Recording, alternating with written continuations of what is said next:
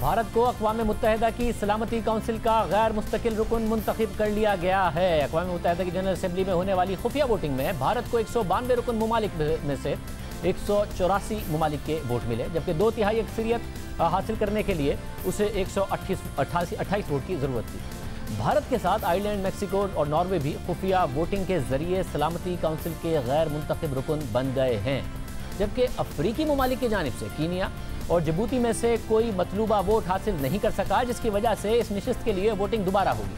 अक़वाम मुत्तहिदा की 15 रुकनी सलामती काउंसिल के 5 मुस्तकिल और 10 गैर मुस्तकिल अराकीन हैं, और इन 10 गैर मुस्तकिल अराकीन की मुद्दत 2 साल होती है।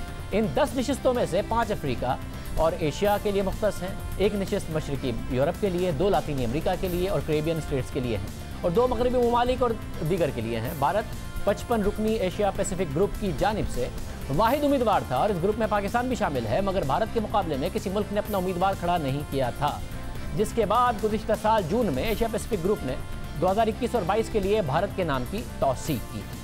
भारत इससे पहले भी 7 बार सलामती काउंसिल का गैर मुस्तकिल रुकन मुंतखब हो चुका है, और पाकिस्तान भी 7 बार सलामती काउंसिल का गैर मुस्तकिल रुकन रहा है। भारत आखिरी बार 2011-12 में मुंतखब हुआ, और फिर अगले साल 2012-13 में पाकिस्तान को रुकनियत मिली।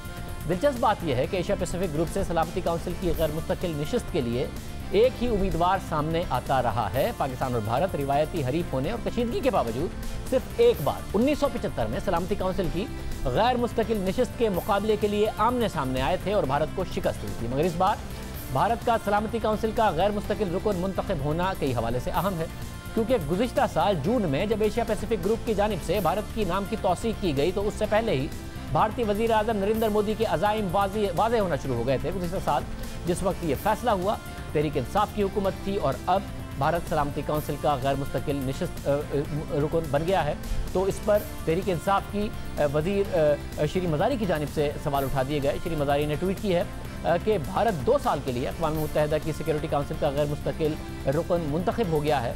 193 में से 184 वोट हासिल किए। पाकिस्तान के लिए सवाल है कि हमने ये क्यों यकीनी बनाया कि खित्ते से कोई और ना लड़े। अफ्रीकी ममालिक की नशिस्त पर भी मुकाबला था, कीनिया और जिबूती मतलूबा वोट हासिल नहीं कर सके, और ये नशिस्त अभी खाली है। ऐसा नहीं है कि आसमान नहीं गिरेगा।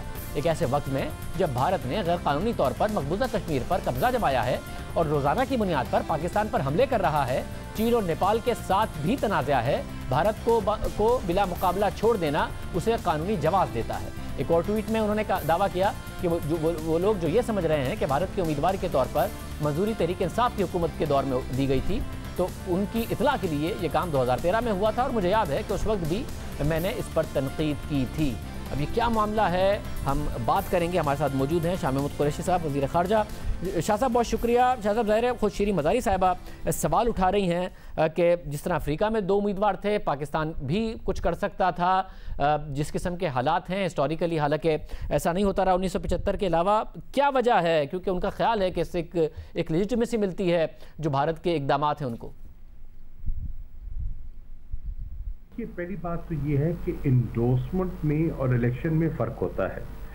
इलेक्शन में हमने न माजी में भारत का साथ दिया न अब दिया, हमने भारत के खिलाफ वोट किया, जानते हुए कि वो हो जाएंगे क्योंकि कोई रुकावट नहीं है। हमने असूली मौक़िफ़ अपनाते हुए भारत की मुखालफत की, क्योंकि 5 अगस्त के बाद जो उन्होंने गैर कानूनी इक़दामात उठाए, जिस तरह उन्होंने सलामती काउंसिल की करारदादों की धज्जियाँ उड़ाई, जिस तरह वो इंसानी हकूक़ को पामाल कर रहे थे, कोई जवाब नहीं रहता था कि हम इस पर खामोश रहते या एब्सटेन करते। हमने मुखालफत की, नंबर 1। नंबर 2 बात ये है कि जब ये फैसला हुआ तो देखने की बात है ये भारत ने अपना इरादा का इजहार कब किया, और ये 2013 की बात है। पीटीआई के गवर्नमेंट से पहले का ये अपना फैसला कर चुके थे, और उस वक़्त ये किसी ने उसके रास्ते में रुकावट नहीं डाली। और फिर ये है कि जब एक कैंडिडेट हो और एक सीट हो तो वो बेसूद होता। एक ही तरीका था कि पाकिस्तान खुद अपना कैंडिडेचर डिक्लेयर करता और अनप्लान्ड तरीके से इसमें कूद पड़ता, जिससे हमें कुछ हासिल नहीं होना था। पाकिस्तान ने अपनी हिकमत अमली के मुताबिक प्लान किया हुआ है। सन 2025-26 के हम उम्मीदवार हैं। 2024 में उसका इलेक्शन होना है और इंशाल्लाह जैसे वो आए हैं 8वीं मर्तबा, इंशाल्लाह 8वीं मर्तबा हम भी 2024 में उम्मीदवार होंगे। शाह साहब, हिस्ट्री यही है जो आप बता रहे हैं। जब वो बने उन्होंने फ़ौरन अप्लाई किया आगे के लिए। पाकिस्तान जब 2013-14 में था, पाकिस्तान ने भी अप्लाई किया, मगर खुद हुकूमती वजीर ये अप्लाई कर रहे हैं कि भाई सूरत हाल अलग थी, नेपाल के साथ ताल्लुकात, चाइना के साथ ताल्लुकात ये बाद में ख़राब हुए, साथ ही कश्मीर के हवाले से जो मामलात थे। तो क्या पाकिस्तान को कैंपेन करना चाहिए था भारत के अगेंस्ट, बजाय इसके कि बिला मुकाबला इस दफ़ा छोड़ा जाता? इस दफ़ा जो सिचुएशन है, देखिए, there are certain diplomatic norms और आप देखते हैं कि पाकिस्तान के इंटरेस्ट पे क्या है। हमने कोई इमोशनल फैसले नहीं करने होते, हमने पाकिस्तान के मफादात का दिफा करना है और हमने जो पॉइंट स्कोर करना था और अपना इजहार करना था और हमने मुखालफत करनी थी। असूली मौक़िफ़ पे हमने मुखालफत भी की और मुस्तक़बिल के लिए अपने चांसेस और इम्कानात को नुकसान भी नहीं पहुंचाना था और नहीं पहुंचाया। और शायद इस वक्त जो सूरत हाल है, ज़ाहिर है भारत की हरदर्मियाँ कश्मीर में नज़र आती हैं, दूसरे जो पड़ोसी ममालिक हैं उनके साथ इख्तलाफात नज़र आते हैं। चीन क्योंकि ज़्यादा बड़ी ताकत है तो वहाँ हिम्मत कम दिखाई जाती है उनकी तरफ से। तो अगर ये एक नॉन परमानेंट मेंबर बनता है, स्टेटस मिलता है इनको, तो उसके साथ कितना उनको फ़ायदा होगा और पाकिस्तान इसको कैसे काउंटर करेगा? हालांकि मगरबी मीडिया हर जगह बहुत खिलाफ उनके लिखा गया, मगर ये डिप्लोमेटिकली पाकिस्तान कैसे काउंटर करेगा? देखिए, वो भारत अपने चालें चलता रहता है, वो चलेगा, यकीनन चलेगा। हम अपना दिफा का हक रखते हैं और करेंगे।